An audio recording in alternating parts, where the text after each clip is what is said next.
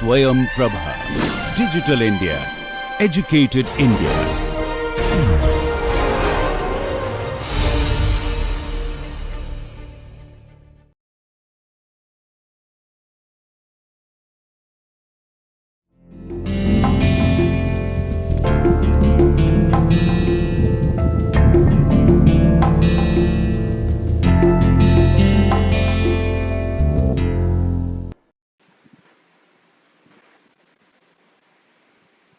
Namaste. We move forward with our discussion on the modern impacts that necessitate conservation, and in this lecture, we'll have a look at oil spills and mining. Now, before we proceed, it is important to note that disturbances can have different impacts on an ecosystem, and the amount of impact or the quantum of impact depends on how large the disturbance is. It also depends on what is the state of the ecosystem when the disturbance came, and it also depends on how frequently are we getting these disturbances. So, for instance, if there is a normal community, and here on the y-axis we are representing the state of the community, on the x-axis we are representing time. So, if there is a normal community, there would be some ups and downs in the community state. So there are some normal variations, which are the natural variations that we observe in any community. None of the biological communities are a static community. There is always some level of dynamism. So some populations would increase, some populations would decrease. There would be some changes in different parameters, but there is a level of natural variation which is okay. And this curve is showing that this is the normal level of variation.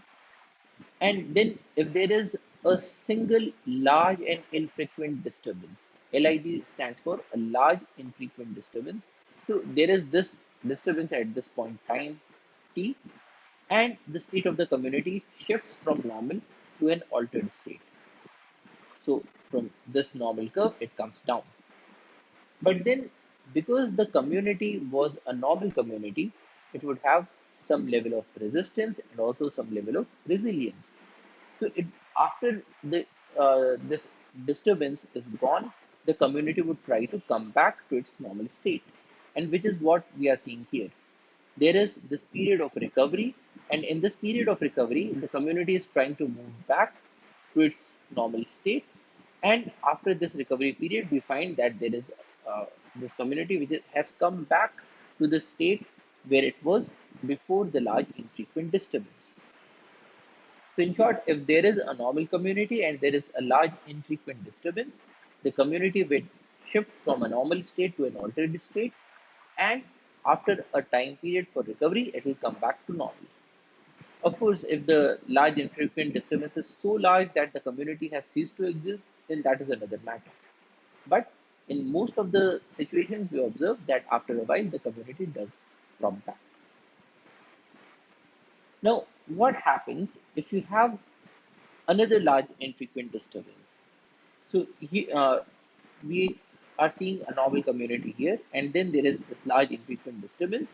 Because of it, it has come to an altered state. Now the community is trying to move back towards normalcy, but then you get another large infrequent disturbance. What happens then? So in a number of cases, it is possible that because of multiple disturbances, the community is now no longer able to come back to the normal state. And in that case, the community will remain at this altered state for quite a period of time. And it is also possible that the community never comes back to the normal state. So, the moral of the story is that if you have a normal community, it would be able to withstand a single or maybe just a few large infrequent disturbances. But if you give it a disturbance again and again and again, it is quite possible that the community will change completely. So it will become an altered community. It will have a very different set of species that are able to live in that area.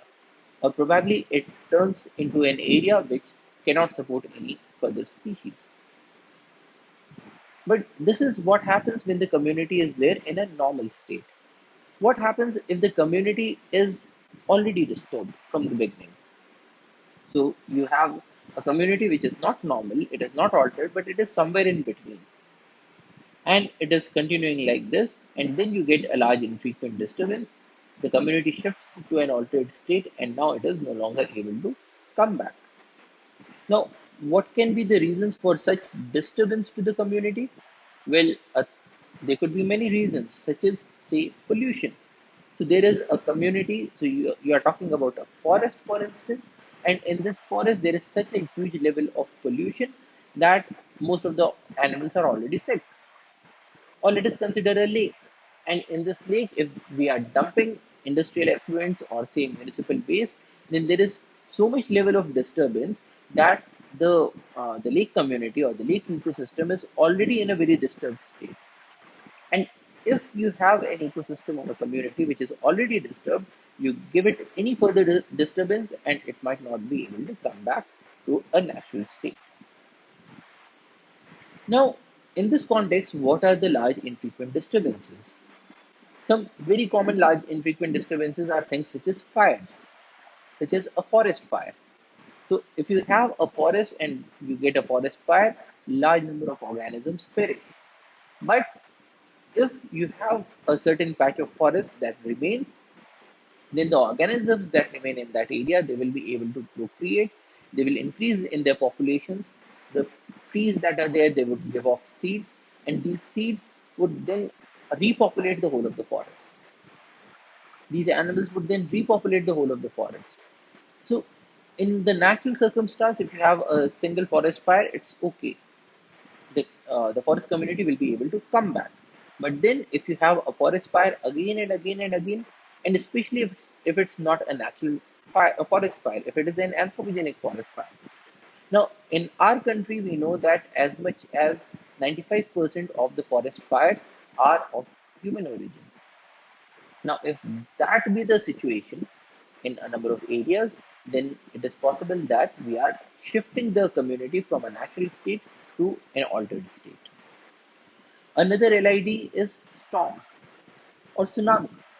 Now, if there is a large storm or if there is a tsunami, then also we will observe that quite a number of individuals, quite a number of species perish in large storms or tsunamis. But if it is only a single incident, then probably the community will come back if sufficient number of individuals of the species remain in that area.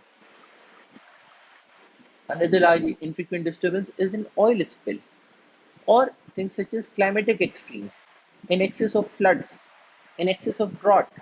So these are all disturbances that are large in nature and at the same time they are infrequent. We do not get a drought every year. Or things such as heavy pollution, especially one that is due to mining. Now, in the case of mining, a very huge quantum of toxic materials gets dumped, and that leads to a very large, infrequent disturbance in the form of pollution. Now, remember that when we were talking about multiple disturbances, it is not necessary that they should be of the same category. So it is possible that the first disturbance was, say, a forest fire, and the second disturbance was, say, a tsunami. So any of these large infrequent disturbances can play a role in bringing the community or the ecosystem to an altered state. And if you have multiple of these, then the community or the ecosystem will permanently come to an altered state and it will never be able to bounce back. So, and when we talk about a disturbed community, says that the community did not start from a normal, but it started from somewhere between normal and altered. Then these are the examples of disturbances. So a disturbed community could be one that is already diseased. So if there is uh, a disease in a community, so the individuals are already weak, they will not be able to come back to resilience. Or a community that is weed infested, especially one that is infested with an invasive alien species such as lantana. So, if you have a forest that is all covered with lantana, then it is already in a state that is somewhat disturbed state because the seeds of different trees they are unable to reach to the ground, and even if they reach to the ground, they find it difficult to germinate because of allelopathic factors. And even if they are able to, to germinate, then they are unable to grow because they are all covered with lantana. They are not getting sufficient sunlight. Now, in such a situation, if there is a forest fire, then we would have a situation where uh, large number of trees get perished, and also because we do not have a sufficient number of seeds that are there buried in the ground because of the lantana, then it is possible that the community will permanently come to an altered state.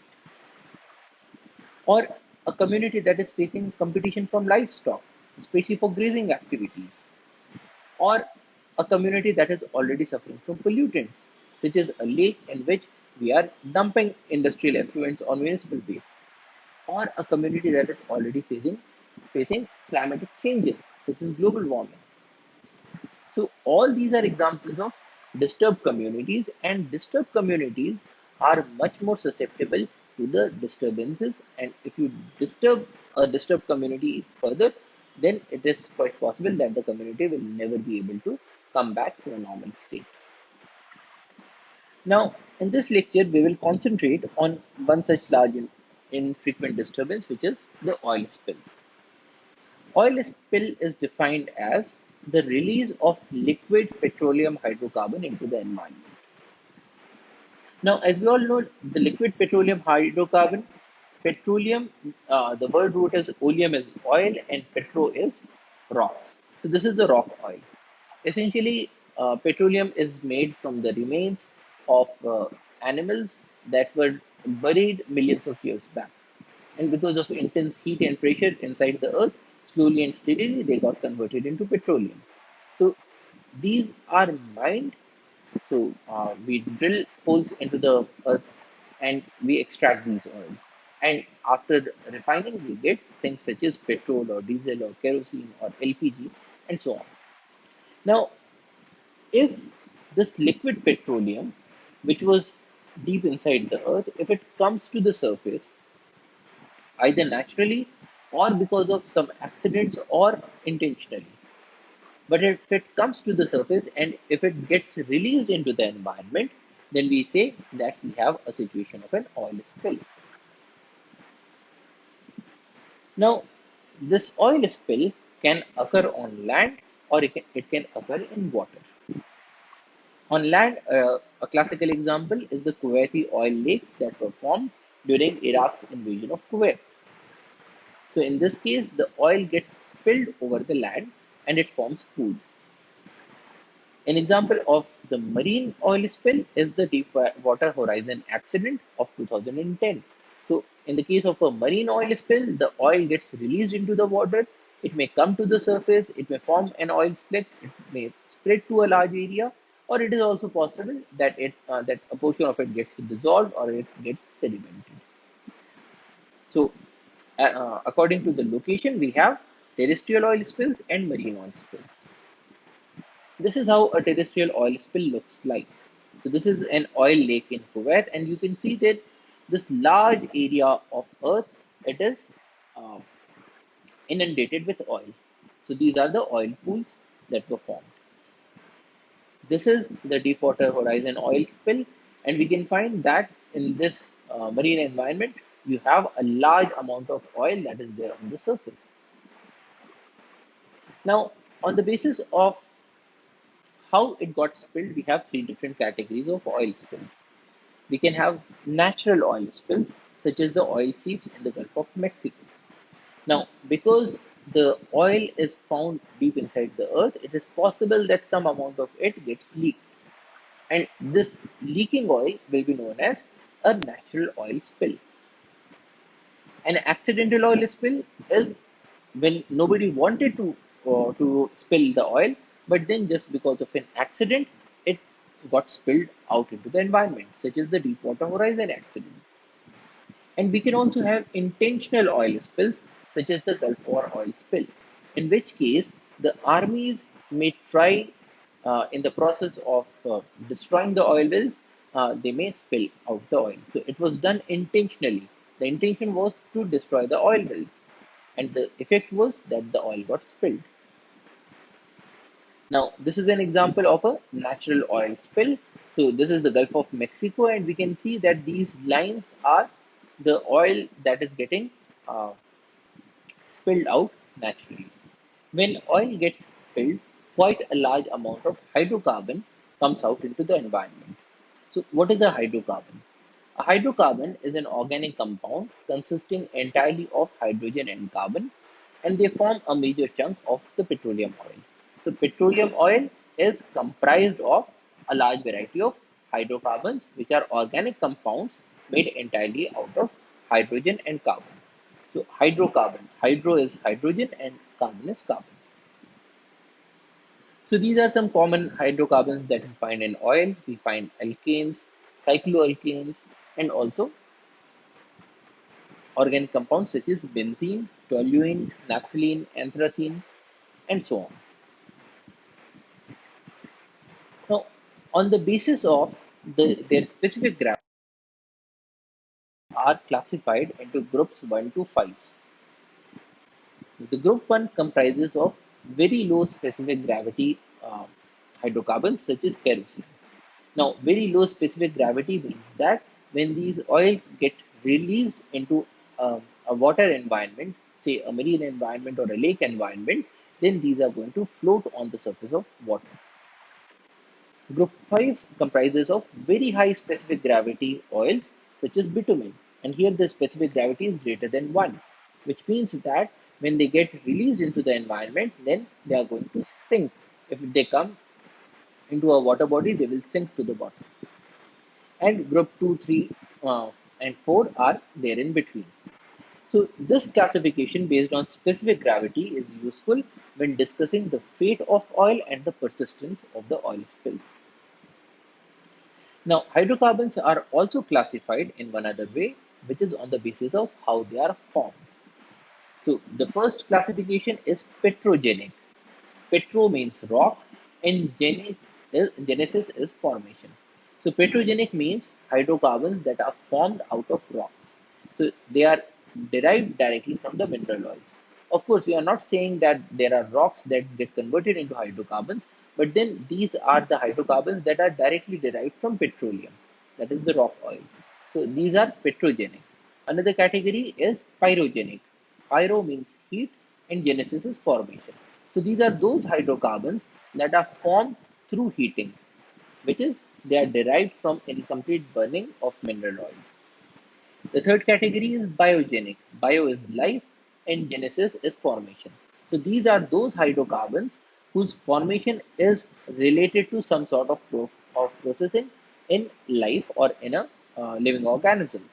So these are derived from biological processes that are acting on mineral oils. So what are these kinds of processes?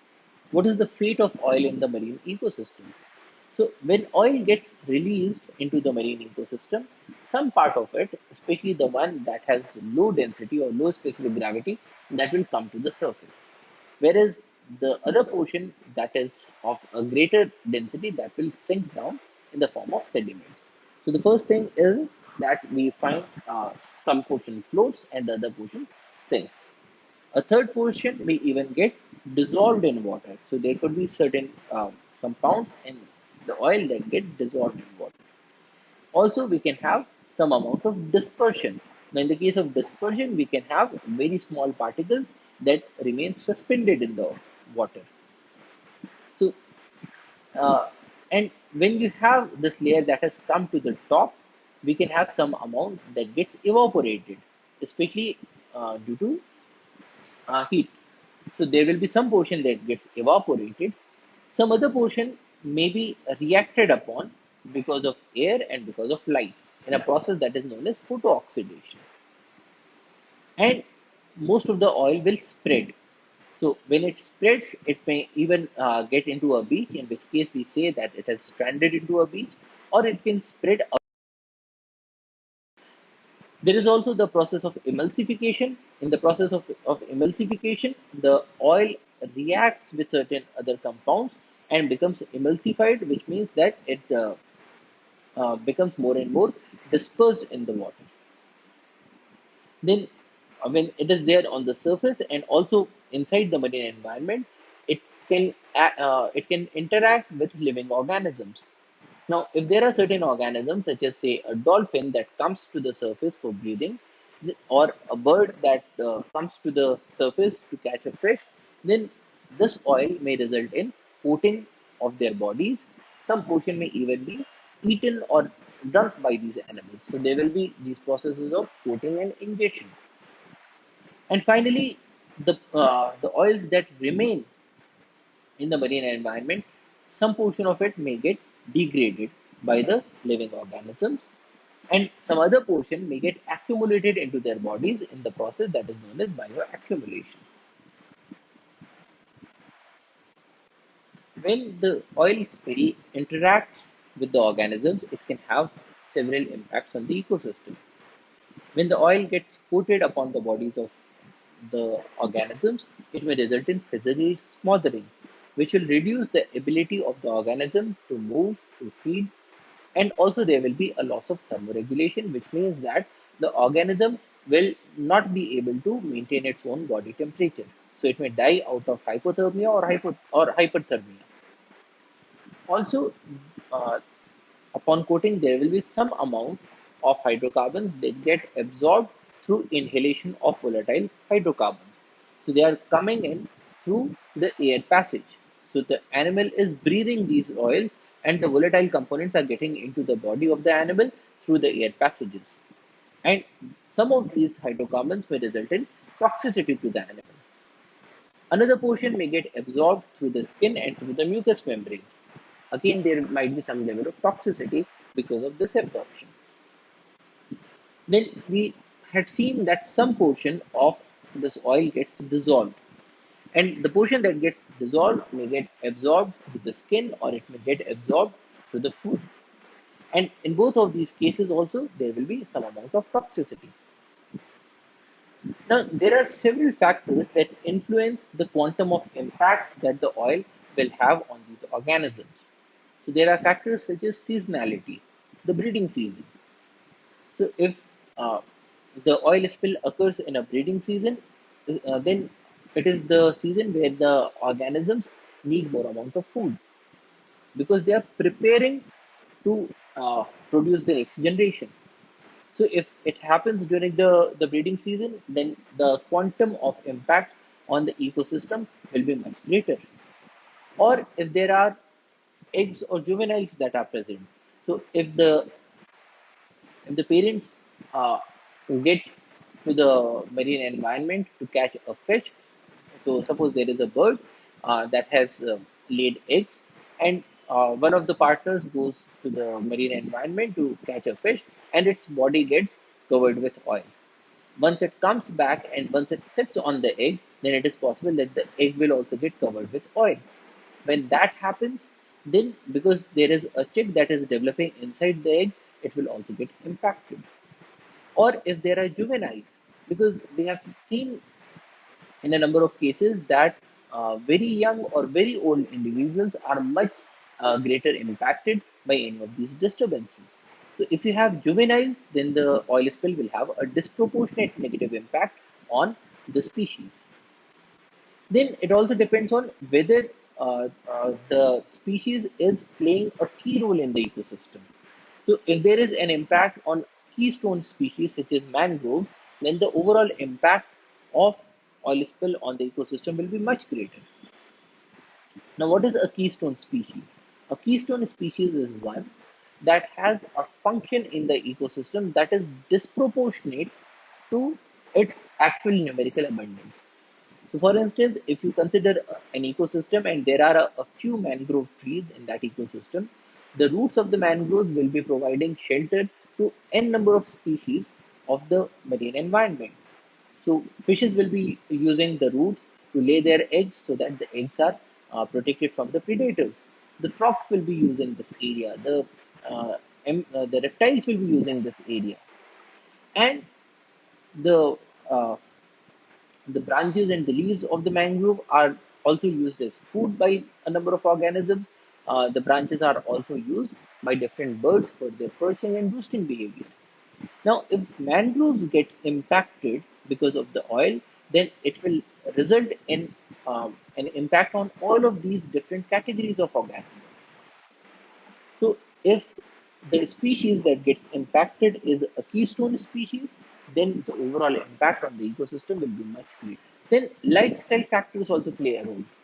So, animals with a long lifespan, and especially those that have a K selected reproductive strategy, are more impacted. Now, what does that mean? What is K selected?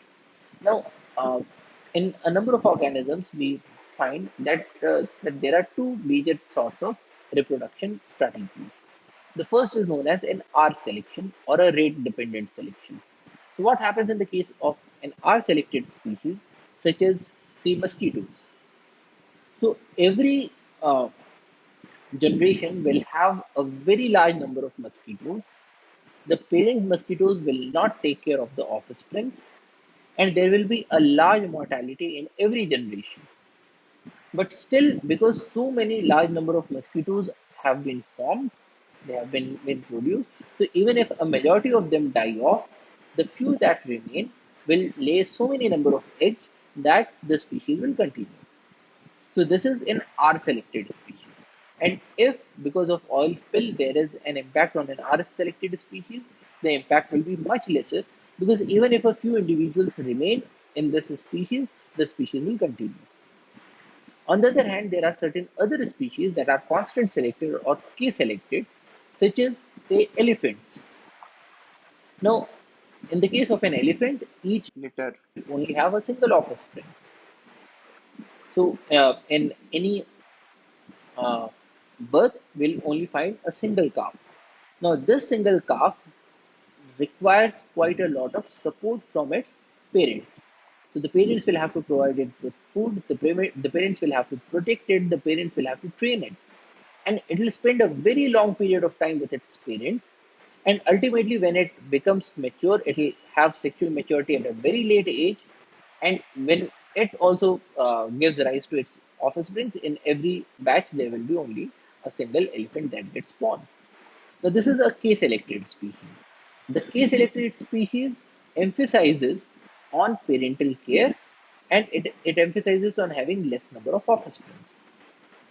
Now, in the marine environment, there will be a number of fishes that are R selected, because each generation will be having, say, hundreds of eggs or say thousands of eggs.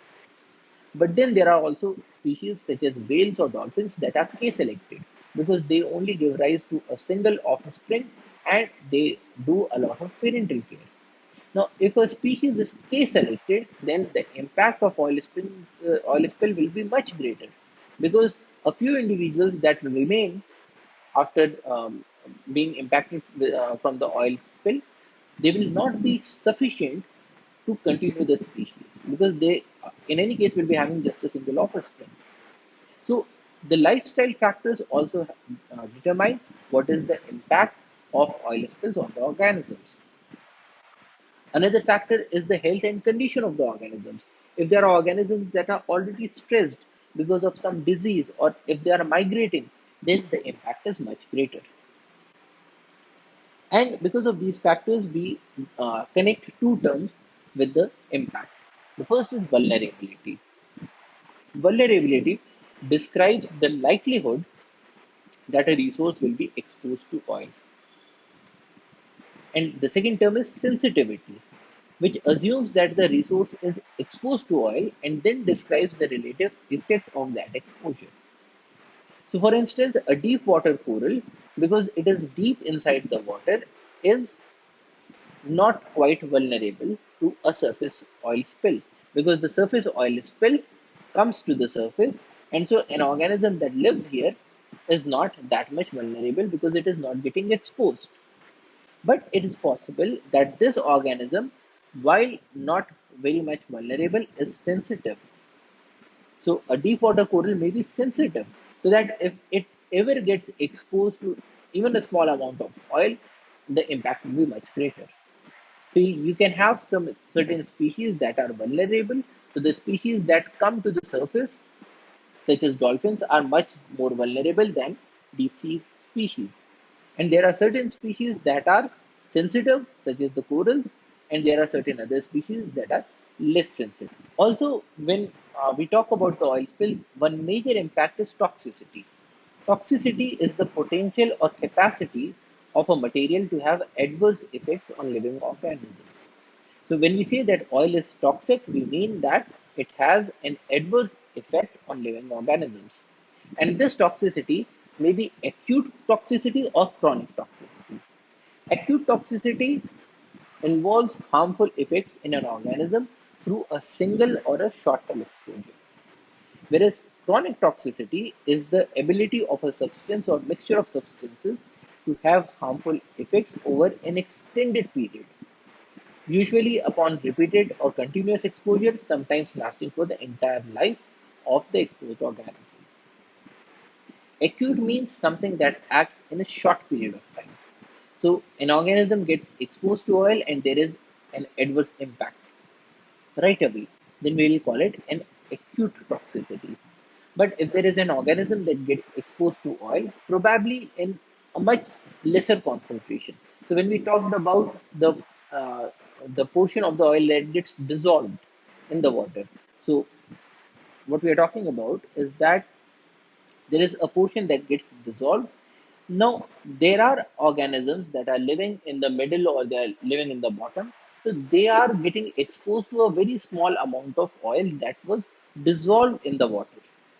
So, they are getting an exposure of a very small quantity over a prolonged period of time. Now, this will also result in certain toxicity. And in this case, we will call it a chronic toxicity. And especially when we talk about deep sea organisms such as corals or when we talk about octopus, then the chronic toxicity is much more important than acute toxicity.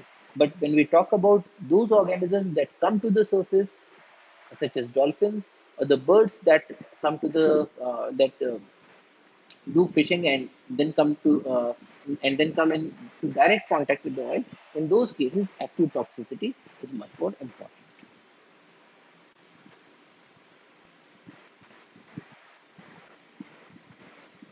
Then we also define the term exposure. Exposure is the combination of the duration of exposure to the chemical and the concentration of the chemical. Duration and concentration.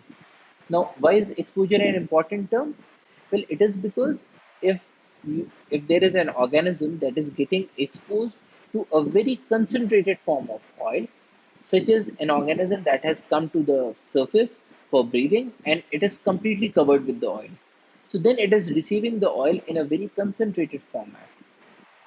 It is receiving roughly pure oil. So in that case, the impact will be large.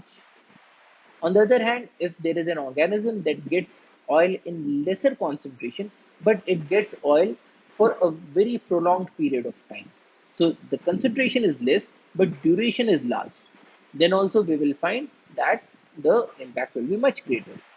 So, exposure tries to join both of these things together, the concentration of the toxic substance and the exposure or the time period for which the organism gets exposed to this toxic substance. So, a combination of both of these is known as exposure.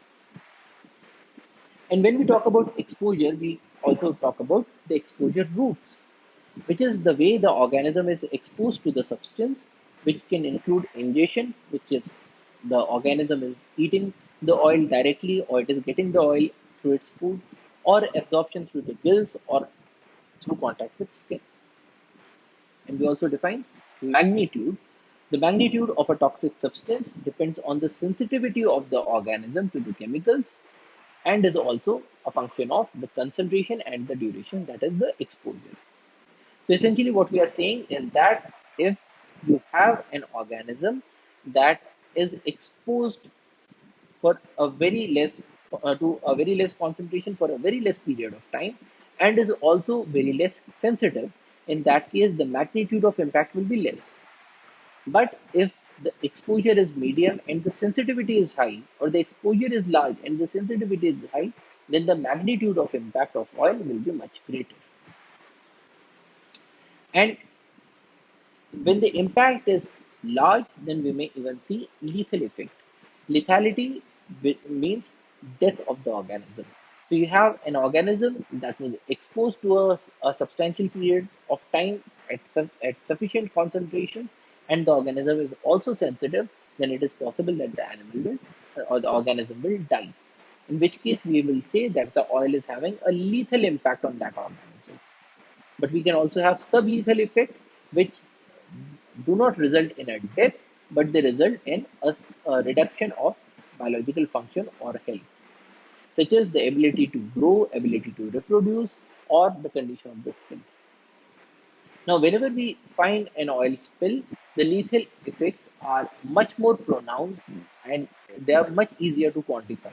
But the sublethal effects take a huge quantum of time to manifest themselves, and in a number of cases, we may not know, even after the passage of a few years or a few decades, about the complete impacts of oil spills that was there in different categories of organisms, which is why it is always prudent to avoid oil spills as far as possible and to manage them as soon as possible. Now, we also define terms such as bioavailability, which is the extent to which a chemical is available for uptake into the organism. And in the case of oil spills, it is closely related to the display of toxicity and the rate of biodegradation. So, bioavailability is the extent to which the chemical is available for uptake. Now, if the substance is bioavailable, which means the oil has been spilled out and so is now available for uptake, then we may observe bioaccumulation. Now, in bioaccumulation, the organism absorbs the toxic substance through the routes of exposure, and it absorbs it into its tissues at a rate which is greater than the rate at which the substance is lost from the body. So it means that whenever the organism is taking oil through one of its exposure routes, the uh, the organism will be processing this oil in its body to remove its deleterious or harmful impacts. So there will be some amount of processing that happens in the liver, and then it will also be released out through the kidneys. Now, if the rate at which the organism is getting the oil is greater than the rate at which the oil is removed from the body, then we will have a net accumulation of oil in the body of the organism. And this is known as bioaccumulation. And we also observe in a number of cases biomagnification or bioamplification. Now, bioamplification or biomagnification is the increasing concentration of a substance, such as a toxic chemical, in the tissues of tolerant organisms at successively higher levels in a food chain.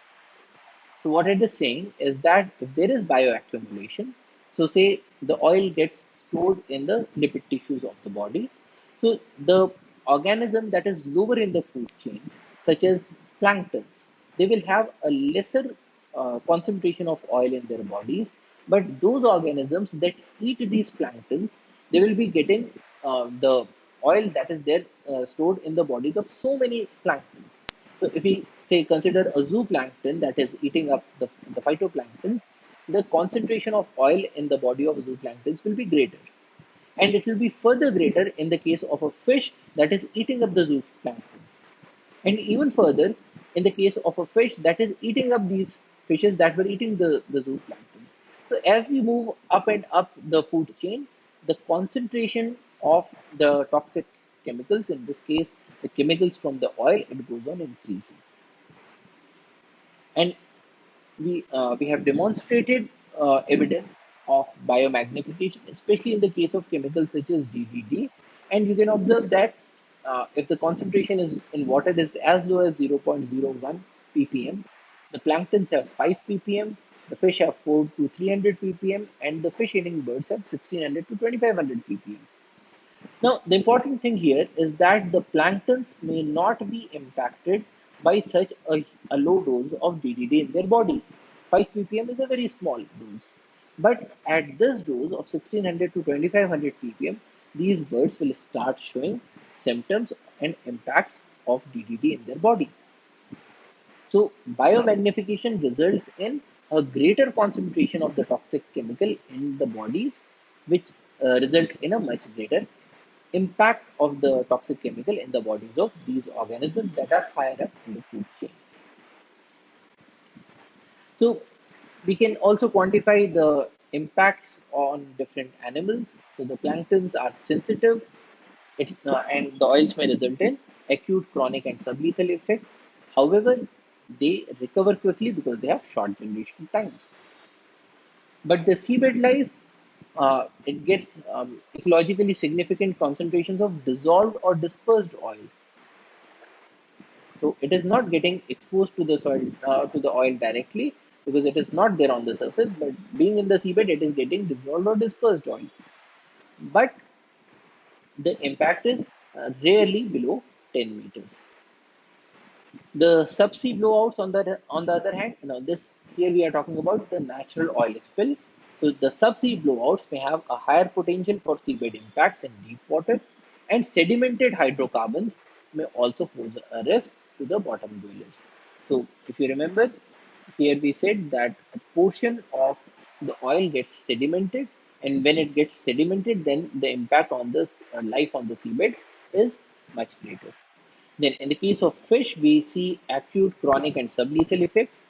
And from the point of view of fisheries industries, we also see a phenomenon that is known as tainting. Now, tainting means that these hydrocarbons, even in very low concentrations, can be tasted or smelt in the meat. And when that happens, then people do not eat those fishes. And so the industry suffers a lot, especially economically, because the consumers no longer prefer these fishes. In the case of marine mammals that need to surface periodically for air, they get exposed to very high concentrations of oil. There is soiling of fur that impairs insulation and thermoregulation and also water repellence. The cleaning of fur, when the animal tries to lick its body to clean it, then it may result in ingestion into the body. Smothering of airways may also occur. In the case of marine reptiles that need to surface periodically for air, again there is exposure to higher concentrations of oil. Smothering of airways may occur, and a seasonality of nesting and egg-laying behaviors may increase the magnitude of impact. Now here we are talking about marine reptiles such as turtles. So if it is the season of turtle laying their eggs and there is an oil spill, then it will have a very tragic consequence on the turtle populations. In the case of birds, physical oiling of their feathers may cause hypothermia because it uh, results in a loss of thermoregulation. It may also lead to a reduced ability to move because their feathers are soiled, a reduced ability to feed because they have ingested these toxic chemicals. Ingestion may occur through preening. Now, preening again is the behavior of birds in which they are trying to clean their feathers, or consumption of contaminated food, especially the fishes. And transfer of oil to eggs or the young ones may reduce the survival of the next generation.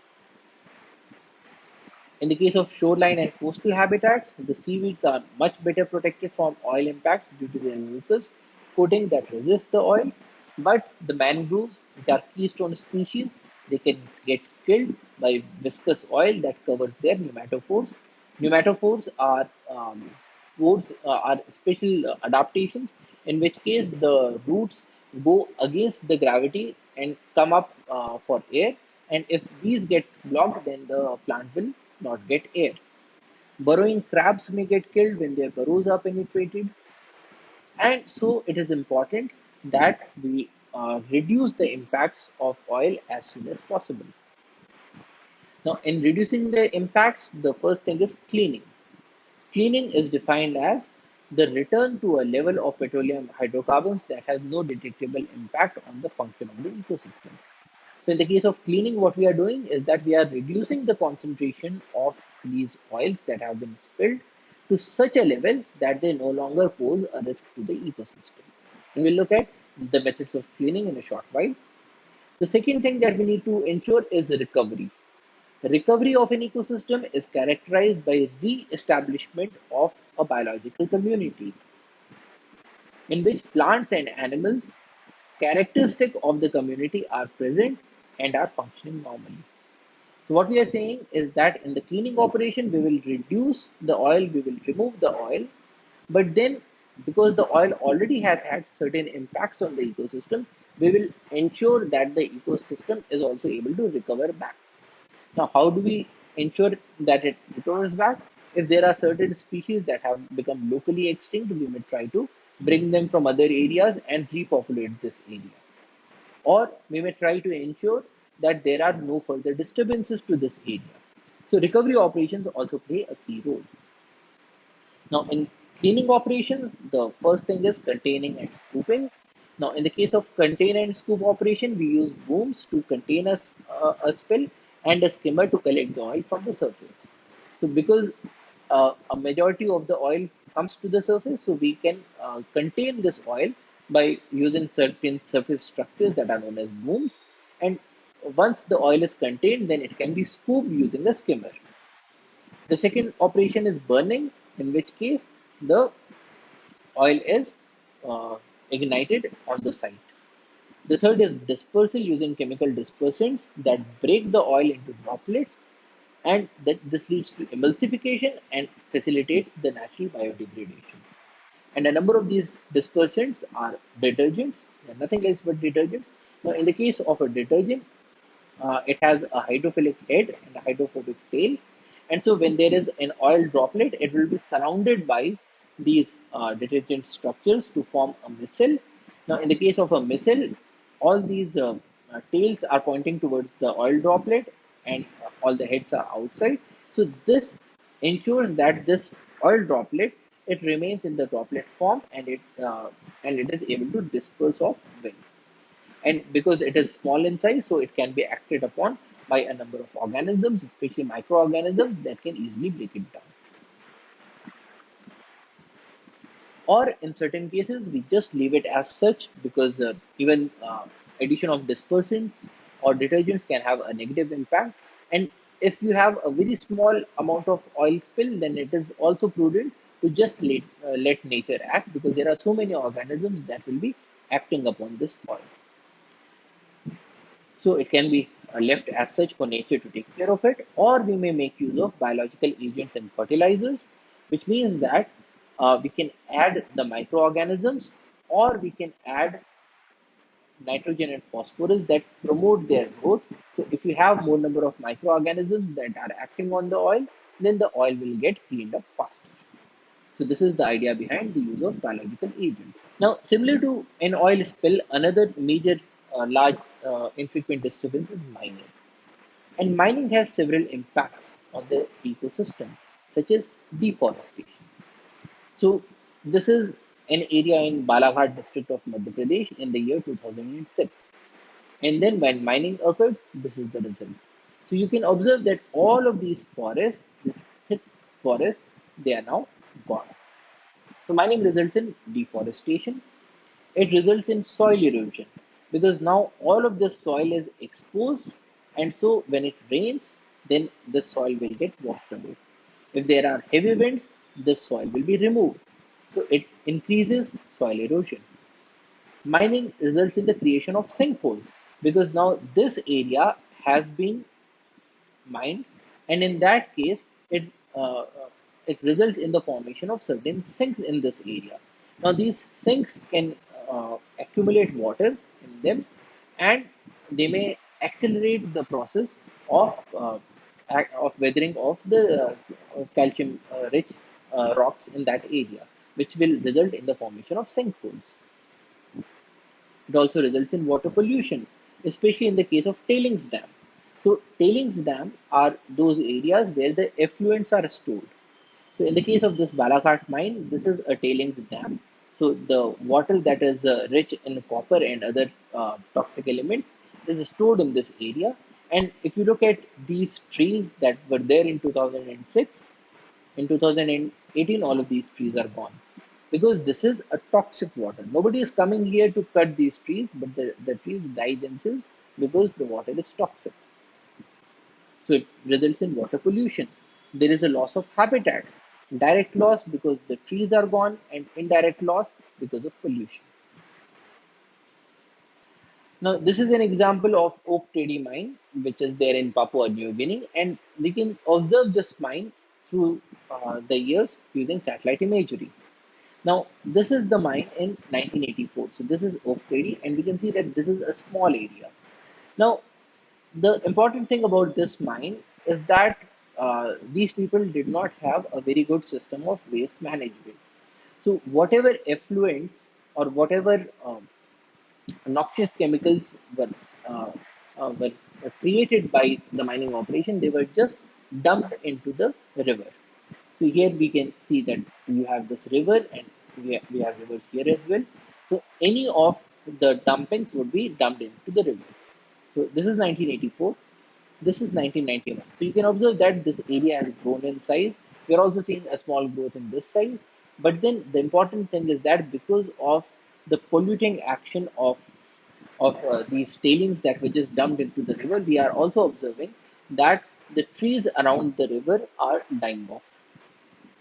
This is the image in 1995. So you can observe that on both sides of the river, now there is a large portion of trees that have died down, and the mine has increased even further. This is 1998. This is 2002. This is 2006. So in all of these cases, we are observing how these forests are getting destroyed. So from this 1984, we get to 2006. 1984 and 2006. So what is happening here is that the trees are getting lost, the mining area has increased. So here you can observe that the mine has increased in size 1984 2006. Then here as well, there has been deforestation. So this is an example of the impact of the mining operation on the local ecosystem. Now, because oil spills and mining have such a huge impact on the ecosystems, we require strategies to protect the ecosystems. The first strategy is to avoid setting up oil rigs and mines in especially vulnerable spots. Now, in our country, it is mandated that there are certain go areas and there are certain no go areas. Now, certain no go areas, especially those that are there around the national parks or wildlife sanctuaries or tiger reserves, in those areas, if somebody wants to have a permission to set up an oil rig or to set up a mining operation, then this permission is frequently denied because these areas are especially vulnerable. If there is anything that goes wrong, quite a large number of species will die.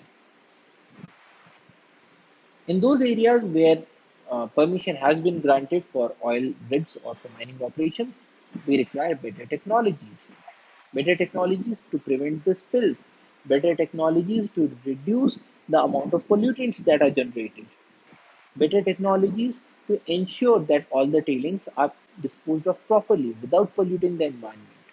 So better technologies are required. We need to develop models to anticipate the spread. So if there is any oil spill in any area, which direction will it take? If you know the direction, then you can concentrate your cleanup operations or recovery operations in those areas. And so we need to have mathematical models that can tell us where to concentrate our resources. Similarly, if there is a mine that is being set up, we need to know where we can have situations of, say, landslides, or if the tailings are being put into a dam, then where this dam can break, where can accidents occur. So they need to be known. So we need to develop models to anticipate spread. We need to maintain rapid response teams and technologies because accidents can occur at any point of time. So it is always prudent to be better prepared. Utilize studies on long-term impacts and mitigation options. Now, we may not know everything, but there are a lot number of studies in a lot number of countries, and most of these studies can be implemented in the local situations as well. So it is always a good idea to make use of these studies and try to improve the degraded habitats. Because if a habitat is already degraded and if you give it one more disturbance, then probably the ecosystem will collapse, the community will collapse. So it is also important to improve the degraded habitats. Now, In improving the degraded habitats, we have certain options that are available with us. The first option is recovery or neglect. So in this case, we say let nature take its own course. We may ameliorate the degraded habitat, or we may even make it more degraded through such an operation. So when we say that we are following the route of recovery or recovery through natural means or of neglect, what we are saying is that if there is a mine that has been set up and the mine has resulted in a huge area of earth that has been excavated, then we just leave it as such, because we say that okay, nature will take its own course, the trees will come up, and in a short while it will be okay. Now, it is possible that the site uh, may become better by itself with time, because the trees will come and occupy this area. But it is also possible that if we do not do anything, then because of heavy amount of soil erosion, this area will be even further degraded. Other option that we have is rehabilitation or reclamation, which is shifting the degraded habitat towards a greater value, though not necessarily the original state.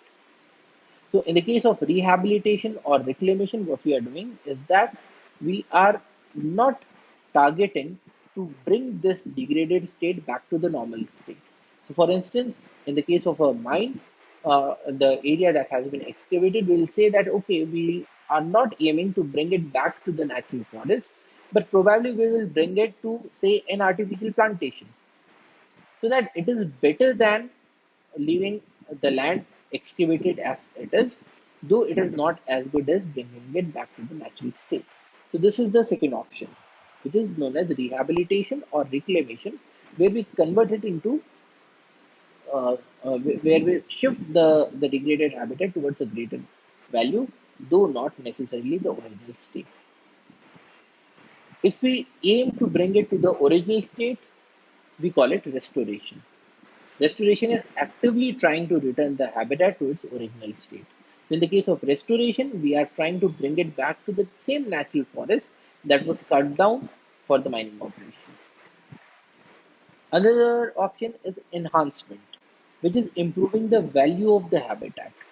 So in this case, we say that okay, we will not do much of the activities, but we will at least try to improve the value of this degraded habitat for the wild animals, such as construction of water holes for animals. Another option that we have is replacement, which is creating a new habitat in place of the degraded habitat. So, for instance, there was a forest that was mined. You have a mine pit, so you do earthwork and water filling and convert it into a marshy wetland. Now, this marshy wetland is a very different habitat as compared to the original forest, but this is at least a habitat for certain organisms. It is better than leaving it as it is. So these are the improvement options that we have. If you have this degraded habitat, say because of mining, you in a state of neglect, in which case it may remain degraded, it may further degrade, or it may improve to some extent. The other option is reclamation. Now, if in the case of reclamation, we try to change it, or we try to bring it to the original habitat, but not to the full way. The third option is restoration, where we try to bring it back to the original habitat. And we may even do an enhancement where we try to enhance its utility even further. A replacement, in which case we have converted this degraded habitat into a wetland habitat. So we are not trying to bring it back to the normal state, we are not trying to bring it back to a forest state, but we develop a different kind of a habitat. So these are the improvement options. Now, in the case of mine restoration, there are different methods that we can use, or different operations that we can do, such as flattening of waste dumps and landfills to prevent erosion. So in this case, what we are doing is that the waste dumps that are left out, so it is easier for water and wind to erode them. So we try to level them down so that the amount of erosion is reduced. We fill up the dug pits so that uh, uh, the amount of leaching of chemicals into the water table is reduced, because these are now filled up with the earth. Or we cover with a layer of clay to prevent access to rain and oxygen. So in this case, we are covering it with clay so that rainwater is not able to seep into those areas that have these toxic elements. And so we are trying to again stop the amount of or reduce the amount of leaching into the groundwater. Or we can cover the area with a layer of topsoil and perform a plantation operation so that you have trees in this area. Or in the case of tailings dam, because they have a huge quantity of water and they also have a huge quantity of these toxic elements, we may try to evaporate the tailings dam to concentrate the waste materials in that area. And once they have been concentrated to an extent, they may be removed from the area. And these days, it is also important to perform the environmental impact assessment whenever we are trying to give permission for any such activity.